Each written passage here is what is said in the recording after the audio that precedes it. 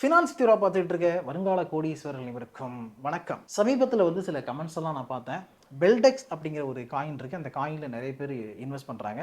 பல லட்சக்கணக்கான பணத்தை கொண்டு போயிட்டு அதில் இன்வெஸ்ட் பண்ணுறாங்க. இது எந்த அளவுக்கு டேஞ்சர் அப்படிங்கிறது அவங்களுக்கு தெரியல. ஸோ இதை பற்றி ஒரு வீடியோ போடுங்க அப்படின்னு நம்ம சப்ஸ்கிரைபர் ஒருத்தர் கேட்டிருந்தாரு. அதனால இந்த வீடியோவில் அந்த பெல்டெக்ஸ் காயின் அப்படிங்கிறது என்ன, ஓவராலாக இந்த crypto currency, block chain technology அப்படிங்கிறது எப்படி ஒர்க் ஆகுதுங்கிறத முடிஞ்ச அளவுக்கு ஈஸியாக புரிய வைக்கிறதுக்கு நான் ட்ரை பண்ணுறேன். ஓகே, நம்ம கிரிப்டோ கரன்சி பற்றி பேசுகிறதே கிடையாது. அதற்கான காரணம் என்ன அப்படின்னா, அது ஒரு ரெகுலேட்டரி மார்க்கெட்டுக்குள்ளே இல்லை. இந்தியாவில் அதுக்கு ரெகுலேஷன் இன்னும் ஃபார்ம் பண்ணலை. ஏன் மற்ற நாடுகளில் கூட பண்ணலை. நிறைய நாடுகளில் பிட்காயின் மாதிரியான பெரிய காயினை கூட நிறைய பேர் அதில் ட்ரேட் பண்ணிட்டு இருந்தாலும் அதுக்காக டேக்ஸ் எல்லாம் போட்டால் கூட இதுதான் கவர்மெண்டுடைய சட்டத்திட்டங்கள் அப்படின்ற மாதிரியான வரையறைகள் இல்லாமல் தான் இருக்குது இது வரைக்கும். அதனால தான் அதை பற்றி நம்ம பேசுறது கிடையாது. இது முழுக்க முழுக்க எஜுகேஷனல் பர்பஸுக்காகவும் இன்ஃபர்மேட்டிவ் பர்பஸுக்காக மட்டும்தான் சஜஷனும் அட்வைஸோ கொடுக்குறதாக இல்லை. அதனால இப்போ நான் சொல்ல போகிற விஷயங்களை பேஸ் பண்ணி நீங்கள் இன்வெஸ்ட்மெண்ட் டிசிஷன் எடுக்காதீங்க. ஏன்னா நான் ஒரு செபி ரெஜிஸ்டர்ட் அட்வைஸரும் கிடையாது. செபி ரெஜிஸ்டர்ட் அட்வைஸராக இருந்தால் கூட அவர் நீங்கள் கிரிப்டோ கரன்சியில் இன்வெஸ்ட் பண்ணுறதுக்கு அட்வைஸ் எல்லாம் கொடுக்க மாட்டார் அப்படிங்கிறதையும் மைண்டில் வச்சுக்கோங்க. So let's get started. பெல்டெக்ஸ் அப்படிங்கிற காயின் இன்வெஸ்ட் பண்ணுறது சரியா தப்பா அப்படிங்கிறத பார்க்கறதுக்கு முன்னாடி பொதுவாக இந்த கிரிப்டோ கரன்சி எப்படி ஒர்க் ஆகுது அப்படிங்கிறத நம்ம பார்ப்போம். இதை பற்றி ஒரு பேசிக்கான ஐடியா உங்களுக்கு வந்துடுச்சுன்னு வச்சுங்களேன். அதுக்கப்புறம் நீங்கள் இதில் இன்வெஸ்ட் பண்ணலாமா வேண்டாமா அப்படிங்கிற டிசிஷனை ஈஸியாக எடுக்கலாம். இப்போது ஒரு இன்வெஸ்ட்மெண்ட் அப்படின்னு வரும்பொழுது அந்த இன்வெஸ்ட்மெண்ட் டேஞ்சிபிளா இன்டான்ஜிபிளா அப்படிங்கிறத நம்ம பார்க்கணும்.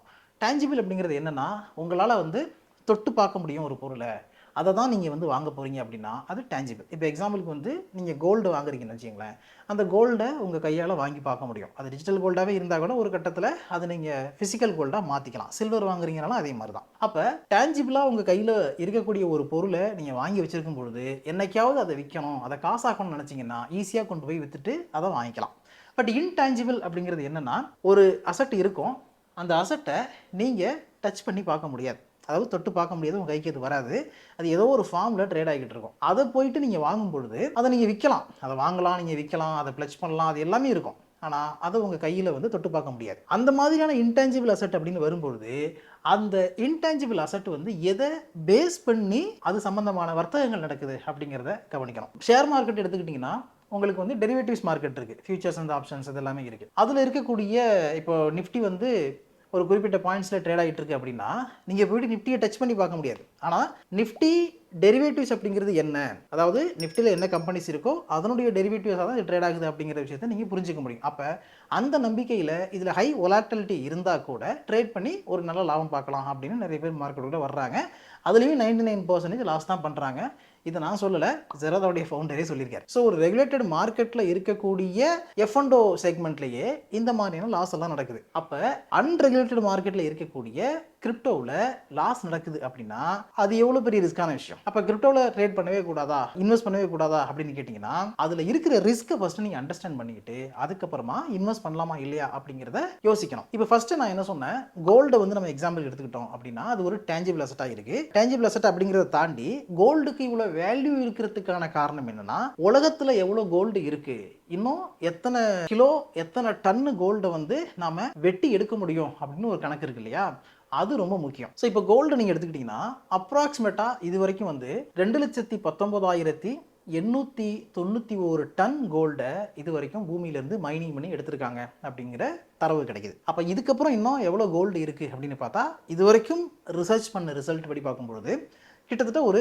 60,000 70,550 டன்னு கோல்டு இன்னும் வெட்டி எடுக்கப்படாமல் இருக்குது அப்படின்னு சொல்கிறாங்க. இந்த 70,000 டன் கோல்டையும் நம்ம வெட்டி எடுத்துட்டோம்னு வச்சுங்களேன், நெக்ஸ்ட்டு பூமியில் கோல்டே இருக்காதா அப்படின்ற ஒரு கேள்வி வருது. இருக்குமா இருக்காதா அப்படின்னு யாருக்கும் தெரியாது. ஏன்னா வேறு எங்கெங்கெல்லாம் கோல்டு இருக்குது, கடலுக்கு அடியில் எங்கேயாவது இருக்கா, அந்த மாதிரிலாம் கண்டுபிடிக்க வேண்டியிருக்கும். பட் இப்போதைக்கு கண்ணுக்கு தெரிஞ்சு பல கட்ட ஆராய்ச்சிகளில் தெரிஞ்ச விஷயம் என்னென்னு பார்த்தீங்கன்னா, இன்னும் பேலன்ஸ் பூமியில் இருக்கிறதே ஒரு 70,000 டன் கோல்டு தான்ப்பா இருக்குது அப்படின்னு சொல்கிறாங்க. இப்போ இதே விஷயத்தை நீங்கள் ஒரு கிரிப்டோ கரன்சிக்கு அப்ளை பண்ணுங்கள். பிட்காயின் மாதிரியோ எத்திரியம் மாதிரியோ ஒரு கிரிப்டோ கரன்சிக்கு நீங்கள் அப்ளை பண்ணுறீங்க அப்படின்னா அந்த கிரிப்டோ கரன்சிங்கிறது என்ன, ஒரு இன்டான்ஜிபிள் அசட் அப்படின்னு சொல்கிறாங்க. இந்த இன்டான்ஜிபிள் அசட்டுங்கிறது ஒரு ஹை செக்யூரிட்டி டெக்னாலஜியில் அதை பேஸ் பண்ணி இருக்கக்கூடிய ஒரு ப்ராடக்டாக இருக்குது. ஹை செக்யூரிட்டி அப்படின்னா அதுக்கு பேர் பிளாக் செயின் டெக்னாலஜி. இந்த பிளாக் செயின் டெக்னாலஜிங்கிறது என்னன்னா, உங்களுடைய டேட்டா எல்லாமே பிளாக்காக இருக்கும் அப்படிங்கிறது விஷயம். பிளாக்காக இருக்கும் அப்படின்னா இது எல்லாமே டீசென்ட்ரலைஸ்ட் அப்படின்னு சொல்லுவாங்க. டீசென்ட்ரலைஸ்ட்னா இதில் இருக்கக்கூடிய ஒரு பொருளை யாராலையுமே மாற்ற முடியாது, எடுக்க முடியாது அப்படின்னு ஒரு ஹைலி ப்ரொடெக்டட் டெக்னாலஜி உள்ள இருக்கு. அதுக்கு பேர் தான் பிளாக் செயின் டெக்னாலஜி. நம்ம லேமேன் வியூவில் புரிஞ்சுக்கணும் அப்படின்னா அப்படி தான் புரிஞ்சுக்கணும். ஸோ இந்த பிளாக் செயின் டெக்னாலஜியை பேஸ் பண்ணி தான் ஒட்டுமொத்தமாக எல்லா கிரிப்டோ கரன்சியும் இயங்குது. பூமியில் எவ்வளோ கோல்டு இருக்குது அப்படிங்கிறது ஒரு கணக்கு இருக்கு இல்லையா, அதே மாதிரி தான் இந்த பிளாக் செயின் டெக்னாலஜியும் ஒர்க் ஆகுது. அதாவது அந்த டெக்னாலஜி எப்படி டிசைன் பண்ணுறாங்கன்னா, இப்போ நிறைய பேர் வந்து மைனிங் பண்ணிகிட்டே இருப்பாங்க. பிட்காயினையோ எத்திரியுமே நீங்கள் வாங்குறதுங்கிறது வந்து மைனிங் பண்ணுறது தான். எவ்வளோ இது வரைக்கும் எத்திரியம், எவ்வளோ பிட்காயின் வந்து இது வரைக்கும் மைனிங் பண்ணப்பட்டிருக்கு, ரிமைனிங் எவ்வளோ இருக்குது அப்படிங்கிறது தான் அந்த காம்படிஷன் கிரியேட் ஆகுது. அப்படி கிரியேட் ஆகுறதுனால அதோடைய பிரைஸ் வேல்யூங்கிறது இன்க்ரீஸ் ஆகுது. இப்போ நீங்கள் பிட்காயினே எடுத்துக்கிட்டிங்கன்னா, மொத்தமாக பிளாக் செயின் டெக்னாலஜியில் பிட்காயினை உருவாக்குனவர் வந்து 21 மில்லியன் பிட்காயினை மைனிங் பண்ண முடியும் அப்படின்னு செட் பண்ணியிருக்காரு. ஓகேவா, அவ்வளோதான் மைனிங் பண்ண முடியும். இது வரைக்கும் கிட்டத்தட்ட 20 மில்லியன் பிட்காயினை மைனிங் பண்ணிட்டாங்களாம். ஸோ பேலன்ஸ் இருக்கிறது வந்து ஒரு 1.1லேருந்து 1.3 மில்லியன் இருக்கும் அப்படின்றாங்க.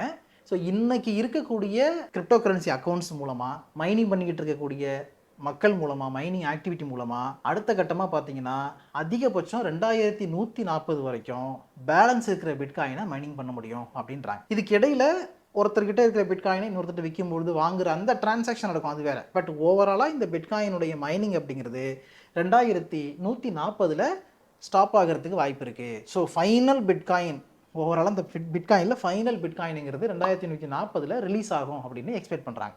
இதே மாதிரி தான் எல்லா கிரிப்டோ கரன்சியும் ஒர்க் ஆகும். ஏன் நான் பிட்காயினை சொல்கிறேன்னா, பிட்காயின் வந்து ரொம்ப பாப்புலராக இருக்குது, எல்லாருக்கும் தெரிஞ்ச ஒன்றா இருக்குது அப்படிங்கிறதுனால இது எக்ஸாம்பிளுக்கு நான் சொல்லிட்டு இருக்கேன். அப்போது பிளாக் செயின் டெக்னாலஜின்னு வரும்பொழுது உங்களுக்கு அந்த டெக்னாலஜி தான் ஸ்ட்ராங். அந்த டெக்னாலஜியில் இவ்வளோ தான் நீங்கள் மைனிங் பண்ண முடியும், இவ்வளோ தான் லிமிட் இருக்குது அப்படின்னு சொல்கிறதுனால அதை வந்து ஒரு அசட்டாக எல்லாருமே பார்க்குறாங்க, அதில் போயிட்டு இன்வெஸ்ட்மெண்ட் டிசிஷன் எடுக்கிறாங்க. அப்போ இது நல்ல விஷயம் தானே அப்படின்னு நீங்கள் கேட்கலாம். ஆனால் இதில் இருக்க சிக்கல் என்ன அப்படின்னு பார்த்தீங்கன்னா, இந்த டெக்னாலஜி ஃபெயில் ஆனால் என்னங்க பண்ணுறது நெக்ஸ்ட்டு அப்படிங்கிற ஒரு கேள்வி இருக்குது. என்னதான் வந்து நம்ம ஒரு அட்வான்ஸான டெக்னாலஜியை கொண்டு வந்தால் கூட, இது பிளாக் செயின் டெக்னாலஜி டீசென்ட்ரலைஸ்டு, ஒரு இடத்துல இருக்கிற டேட்டாவை இன்னொரு இடத்துல யாராலையும் வந்து திருட முடியாது அப்படின்னு சொன்னா கூட, கில்லாடிக்கெல்லாம் கில்லாடி இருப்பான் அப்படிங்கிற மாதிரி நாளைக்கு இதுலயே ஒரு பிரச்சனை வந்தா என்ன பண்றது அப்படிங்கிற கொஸ்டின் நிறைய இடங்கள்ல இருக்கு. இது ஒரு த்ரெட்டா இருக்கு. அடுத்தது என்னன்னா, இந்த மாதிரியான கிரிப்டோ கரன்சியை ரன் பண்ணக்கூடிய எக்ஸ்சேஞ்சஸே வந்து திவால் ஆகிற சம்பவங்கள் நடந்திருக்கு. இது வரைக்கும் பாத்தீங்கன்னா கிட்டத்தட்ட ஒரு 17 கிரிப்டோ எக்ஸ்சேஞ்சஸ் திவால் ஆயிருக்கு அப்படிங்கிற தரவுகள் நமக்கு கிடைக்குது. எக்ஸாம்பிள் சொல்லணும்னு பார்த்தீங்கன்னா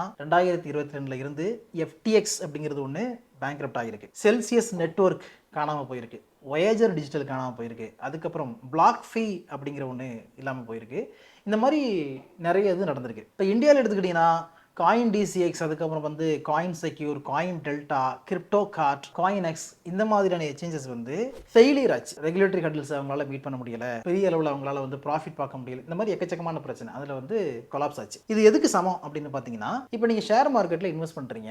ஷேர் மார்க்கெட்டில் இன்வெஸ்ட் பண்ணும்போது உங்களுக்கு 2 எக்ஸ்சேஞ்சஸ் இருக்குது. ஒன்று வந்து BSE இருக்குது, இன்னொன்று NSE இருக்குது. இப்போ நீங்கள் ஒரு ஷேரை வாங்கி வச்சிருக்கீங்க, ட்ரேட் பண்ணிக்கிட்டு இருக்கீங்க. அப்படி பண்ணிக்கிட்டு இருக்கும்போது அந்த ட்ரேடு எந்த எக்ஸ்சேஞ்சஸில் ட்ரேட் ஆகிட்டு இருக்கோம், NSEல இருக்குது, BSEல இருக்குன்னா, இப்போ எக்ஸாம்பிளுக்கு வந்து NSE உங்களுக்கு வந்து கொலாப்ஸ் ஆயிடுச்சு, NSE பேங்க்ரப்ட் ஆயிடுச்சு, NSE ஒரு பெரிய பிரச்சனையை சந்திக்குது, NSE வந்து அப்படியே க்ளோஸ் பண்ணிட்டாங்க அப்படின்னா நெக்ஸ்ட் நீங்கள் என்ன பண்ணுவீங்க? அந்த மாதிரியான ஒரு பிரச்சனை தான் இந்த மாதிரி கிரிப்டோ எக்ஸ்சேஞ்சஸில் வந்துச்சு. இப்படி எக்கச்சக்கமான பிரச்சனைகள் இருக்கிறதுனால இந்தியன் கவர்மெண்ட் என்ன பண்ணுறாங்கன்னா, கிரிப்டோ வந்து இந்தியாவில் ரெகுலேட் பண்ணப்படலை.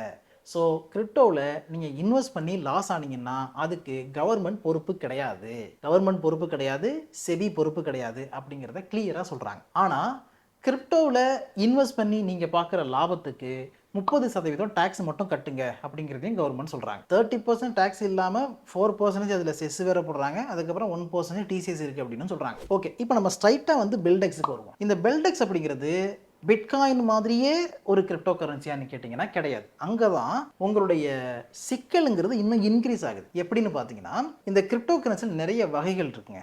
அதில் இந்த பெல்டெக்ஸ் அப்படிங்கிறது எந்த கேட்டகரியில் வருதுன்னு பார்த்தீங்கன்னா, இதை வந்து பிரைவசி காயின் அப்படின்னு சொல்கிறாங்க. பிரைவசி காயின்னா என்னன்னா, பொதுவாக எல்லா கிரிப்டோ கரன்சியுமே வந்து டீசென்ட்ரலைஸ்டு தான். இப்போ நீங்கள் வந்து பிட்காயின் வாங்குறீங்க, எத்திரியம் வாங்குறீங்கன்னா நீங்கள் தான் வாங்குறீங்க அப்படின்னு யாருக்கும் தெரியாது. யார் இதை வாங்குறாங்க, யார் விற்கிறாங்கன்னு தெரியாது. ஆனால் நீங்கள் வாங்குறீங்கன்னா உங்களுக்குன்னு ஒரு ஐடென்டிஃபிகேஷன் நம்பர் இருக்கும். ஓகேவா?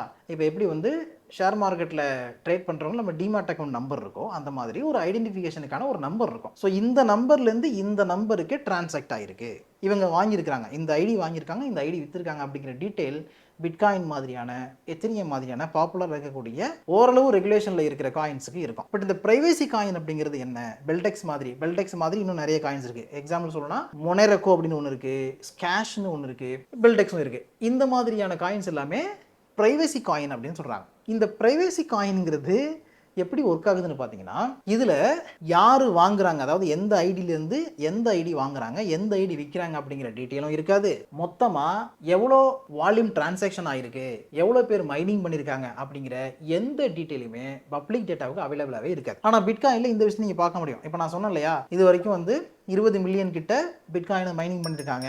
மொத்தமாகவே 21 மில்லியன் தான் இருக்கு. ஸோ 2040 கிட்ட வந்து இது எல்லாமே க்ளோஸ் ஆகிடும். அதுக்கு மேலே பிட்காயினே புதுசாக மைனிங் பண்ணுறதுக்கு இருக்காது அப்படின்லாம் நம்மளால டேட்டா எடுக்க முடியுதுல்ல.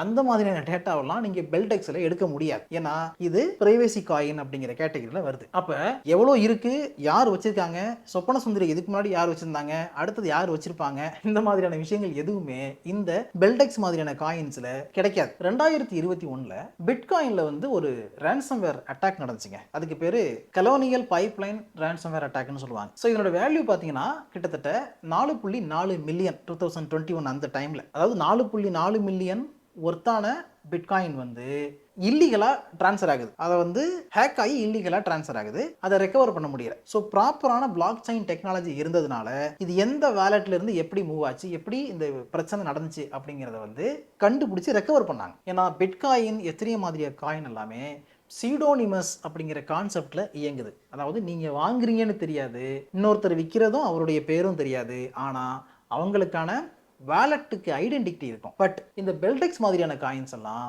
பிரைவசி காயின்ஸாக இருக்கிறதுனால இந்த மாதிரியான டிரான்சாக்ஷன் டீட்டெயில் ட்ராக் பண்ணுறதுங்கிறது கஷ்டம். ஸோ ஏதாவது ஒரு பிரச்சனை, இப்போ நீங்கள் உங்கள் வேலட்டில் இருக்கிற பெல்டெக்ஸே காணாமல் போயிடுச்சு, யாரோ ஒருத்தன் ஹேக் பண்ணி எடுத்துட்டான் அப்படின்னா அது எப்படி ஹேக் ஆச்சு, யார் அதை பண்ணாங்க அப்படின்னு நீங்கள் எடுக்கவே முடியாது. அது ரொம்ப ரிஸ்க்ன்றாங்க. இன்னைக்கு எல்லாமே பார்த்தீங்கன்னா $0.08 அப்படிங்கிற ரேஞ்சில் ட்ரேட் ஆகிட்டு இருக்கு. நீங்கள் போயிட்டு இந்த காயின் மார்க்கெட் கேப் மாதிரியான வெப்சைட்டில் உள்ளே போய் பார்த்தீங்கனாலே இது எந்த அளவுக்கு வொலட்டிலிட்டி இருக்குது அப்படிங்கிறது உங்களுக்கு தெரியும். பொதுவாகவே கிரிப்டோ அப்படி தான் இருக்கும். இருந்தாலும் இதையும் நீங்கள் செக் பண்ணிக்கலாம். ஸோ இன்னைக்கு நிலைமைக்கு பார்த்தீங்கன்னா இந்தியன் ரூபி மதிப்புங்கிறது ஒரு $7 ரேஞ்சில் ட்ரேட் ஆகிட்டு இருக்கு. ஸோ நம்ம ஏற்கனவே பார்க்குற பாப்புலராக இருக்கிற கிரிப்டோ கரன்சிஸ் இருக்குல்ல, எத்திரியம் மாதிரியான, பிட்காயின் மாதிரியான கிரிப்டோ கரன்சிஸ் இருக்கு இல்லையா, அதை விட பல மடங்கு ஆபத்தானது, ரிஸ்கானது தான் இந்த பெல்டெக்ஸ் மாதிரியான பிரைவேசி காயின்ஸ் எல்லாம். அதனால ஒரு இர்ரெகுலேட்டட் மார்க்கெட்டாக இருக்கக்கூடிய ஒன்று ப்ளஸ் இந்த அளவுக்கு ரிஸ்க் இருக்குது அப்படிங்கும்போது அதில் போயிட்டு நீங்கள் இன்வெஸ்ட் பண்ணணுமா அப்படிங்கிறத யோசிங்க. அதுக்கு பதிலாக உங்கள் இன்வெஸ்ட்மெண்ட் வந்து பாதுகாப்பாக இருக்கணும். ஏதாவது பிரச்சனை அப்படின்னா உங்களுக்கு சப்போர்ட் பண்ணுறது கவர்மெண்ட் இருக்கணும் அப்படின்னா அதுக்கு பெஸ்ட்டான ஆப்ஷன் இருக்குது. மியூச்சுவல் ஃபண்ட்ஸ் இருக்குது, ஷேர் மார்க்கெட் இருக்குது. அதில் போயிட்டு நீங்கள் இன்வெஸ்ட் பண்ணி நல்ல ரிட்டர்ன் பார்த்துட்டு போகலாம். ஏன் உங்களுக்கு ட்ரேடிங் தெரியும் அப்படின்னா நல்லாவே நீங்கள் ட்ரேடிங் பண்ணியும் சம்பாரிச்சிட்டு போகலாம். அதை விட்டுட்டு எதுக்கு இந்த மாதிரியான பிரச்சனை? அதனால் முடிஞ்ச அளவுக்கு இப்படிலாம் போகாதீங்க, அவாய்ட் பண்ணுங்கள். சுத்தமாக உங்களுக்கு இந்த பணம் தேவையே இல்லை, இதை வந்து நான் எதுக்குமே யூஸ் பண்ண மாட்டேன், ஈவன் இந்த பணத்தை நான் பிச்சை கூட போட மாட்டேன் அப்படிங்கிற மாதிரி உங்ககிட்ட எக்ஸ்ட்ராவா கேஷ் இருக்குன்னா அதை கொண்டு போய் இந்த மாதிரி போட்டு செக் பண்ணி பாருங்க, வந்த வரைக்கும் லாபம் அப்படின்னு எடுத்துக்கங்க. ஆனா உங்களுக்கு முக்கியமா இருக்கக்கூடிய பணத்தை, மற்ற தேவைகளுக்காக நீங்க வச்சிருக்க பணத்தை போட்டு நான் மல்டிபிள் பண்ண போறேன் அப்படிங்கிற எண்ணத்துல போயிட்டு இந்த மாதிரி காயின்ஸ் எல்லாம் இன்வெஸ்ட் பண்ணி தயவு செஞ்சு லாஸ் பண்ணிக்காதீங்க அப்படிங்கிறத இந்த இடத்துல நான் கேட்டுக்கிறேன். அடுத்த முக்கியமான பாயிண்ட், இந்த மாதிரியான காயின்ஸ் நடக்கிறது என்ன அப்படின்னு பாத்தீங்கன்னா, இந்த டயர் 2 சிட்டிஸ் எல்லாம் இருக்குல்ல, அங்க எல்லாம் இது நிறைய ஸ்கேம் நடக்குது. எப்படி நடக்குதுன்னா, புதுசாக டெலகிராம் குரூப் ஓப்பன் பண்ணிக்கிறாங்க, வாட்ஸ்அப் குரூப் ஓப்பன் பண்ணிக்கிறாங்க. ஓப்பன் பண்ணிக்கிட்டு நான் வந்து உங்களுக்கு ட்ரேடிங் பண்ணி பணத்தை கொண்டு வந்து தரேன், ஷேர் மார்க்கெட்டில் இன்வெஸ்ட் பண்ணி பணத்தை கொண்டு வந்து தரேன், நீ இன்னைக்கு 1 லட்ச ரூபா போட்டிங்கன்னா அடுத்த மாதமே அது உங்களுக்கு 2 லட்சமாக கிடைக்கும் அப்படின்லாம் நிறைய ஃபேக் ப்ராமிசஸ் கொடுத்து நிறைய பேர்கிட்ட பணத்தை கலெக்ட் பண்ணுறாங்க. நிறைய பேர் காசை வச்சுக்கிட்டு சும்மா இருக்கவங்களுக்கு வந்து அதை என்ன பண்ணுறதுன்னு தெரியல. சில பேரை நம்பி இந்த மாதிரி பணத்தை கொடுத்து ஏமாந்துடுறாங்க. இது ஒரு நெட்வொர்க்காகவே இருக்குது. இந்த பிரச்சனை நடந்துகிட்டு இருக்கு. கொஞ்ச நாள் வரைக்கும் நல்லா இருக்கும், ட்ரேடிங் எல்லாம் பண்ணி காசெல்லாம் கொடுப்பாங்க, அதுக்கப்புறம் இது நடக்காது. ஆனால் அதில் என்ன பெரிய பிரச்சனை, எங்கே வந்து ஒரு பெரிய பொய்யை சொல்கிறாங்கன்னு பார்த்தீங்கன்னா, நிறைய இடத்துல கிரிப்டோ இன்வெஸ்ட்மெண்ட்டுக்காக நான் பணத்தை வாங்குறேன் அப்படின்னு சொல்லாமல் ஷேர் மார்க்கெட்டில் இன்வெஸ்ட் பண்ணி ஷேர் மார்க்கெட்டில் ட்ரேடிங் பண்ணி பணத்தை எடுத்து கொடுக்குறேன் அப்படின்னு சொல்கிறாங்க. அந்த மாதிரி நிறைய கால்ஸ் எல்லாம் உங்களுக்கு வரலாம். எனக்கு அந்த மாதிரிலாம் வந்திருக்கு. ஸோ அந்த மாதிரி சொல்லிட்டு இந்த மாதிரி பெல்டெக்ஸ் மாதிரியான காயின்ஸ் எல்லாம் போயிட்டு இன்வெஸ்ட் பண்ணி அந்த ஆக்டிவிட்டியை பண்ணுறாங்க. சம்டைம்ஸ் வந்து கொஞ்சம் லாபம் வரும்போது கொடுக்கறதுனால என்ன ஆகுது, அது வந்து வேர்ட் ஆஃப் மவுத் ஆகி மக்கள்கிட்ட நல்லா ஸ்ப்ரெட் ஆகுது. அப்படி ஸ்ப்ரெட் ஆகும்பொழுது நிறைய பேர் அந்த பேச்சை கேட்டு கொண்டு போய் பணத்தை கொடுக்குறாங்க. கடைசியில் ஒரு நாள் வந்து எதுவுமே இல்லை அப்படின்ற மாதிரி போகுது. அதுக்கப்புறம் பெரிய லாஸ் அவங்க மீட் பண்ண வேண்டியிருக்கும். ஸோ இர்ரெகுலேட்டட் மார்க்கெட்டில் இருக்கக்கூடிய எந்த ஒரு இன்ஸ்ட்ருமெண்ட்லையும் இன்வெஸ்ட் பண்ணாமல் இருக்கிறது தான் நமக்கு நல்லதுங்கிறத நீங்கள் மைண்டில் வச்சுக்கோங்க. அதை தான் இந்த வீடியோ மூலமாக நான் சொல்கிறது ஆசைப்பட்டேன், சொல்லிட்டேன்னு நினைக்கிறேன். இவ்வளோ நேரம் நான் ஷேர் பண்ண விஷயங்கள் எல்லாமே உங்களுக்கு எஜுகேஷனல் பர்பஸுக்காகவும் இன்ஃபர்மேட்டிவ் பர்பஸுக்கு மட்டும்தான், சஜஷனோ அட்வைஸோ கொடுக்கறதாக இல்லை. அண்ட் ஆல்சோ நான் ஒரு செபி ரெஜிஸ்டர்ட் அட்வைசரும் கிடையாது அப்படிங்கிறத நீங்கள் மைண்டில் வச்சுக்கோங்க. ஓகேவா? இதே மாதிரி அடுத்து ஒரு நல்ல வீடியோவில் மீட் பண்ணுவோம். இது வரைக்கும் நீங்கள் வந்து ஃபினான்ஸ் வித் சேனலில் சப்ஸ்கிரைப் பண்ணல அப்படின்னா சப்ஸ்கிரைப் பண்ணிட்டு வீடியோ பாருங்கள். ப்ளஸ் இந்த வீடியோ உங்களுக்கு பிடிச்சிருந்தா நிறைய பேருக்கு ஷேர் பண்ணுங்கள். இது ரொம்ப முக்கியமான வீடியோன்னு நினைக்கிறேன். அதனால் நிறைய பேருக்கு நிச்சயமாக ஷேர் பண்ணுங்கள். Thank you so much.